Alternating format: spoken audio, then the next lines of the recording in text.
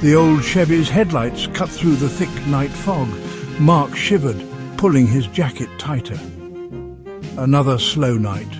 He glanced at the cemetery gates as he passed. Always gave him the creeps. Suddenly, a pale hand emerged from the fog, waving him down. A woman stood by the cemetery gate. Her dress was white, tattered and old. She had long, dark hair plastered to her face. Water, maybe? No, it was too cold for rain. She leaned into the window, her face pale and gaunt. Her eyes were hollow, like empty sockets. "Where to?" Mark asked, his voice barely a whisper. The woman's stare was unnerving. She spoke in a raspy voice. "Maple Drive, number 13. Maple Drive was on the outskirts of town. Mark had never taken anyone there. It was mostly abandoned houses and overgrown lawns. Unease settled in his gut. This woman was bad news. He could feel it. He glanced at his rearview mirror. The woman hadn't moved. Her eyes were fixed ahead. He cleared his throat, trying to break the silence.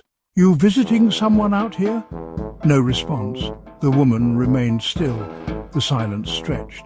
Mark felt a chill run down his spine. The fog seemed to be getting thicker, clinging to the car like a shroud.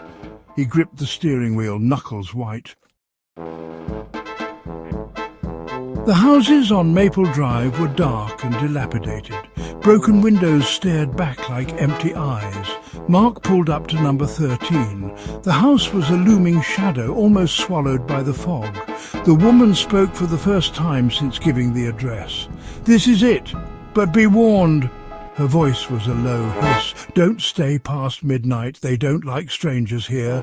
Mark turned to face her, but she was gone. He blinked, heart pounding. Had she even been there? He scanned the back seat. Empty. He looked out the window. Nothing but fog and the looming shadow of the house. "Just a trick of the light," he muttered to himself. He put the car in gear and sped away. Mark's hands trembled as he drove. He just wanted to get away from that house, from that woman.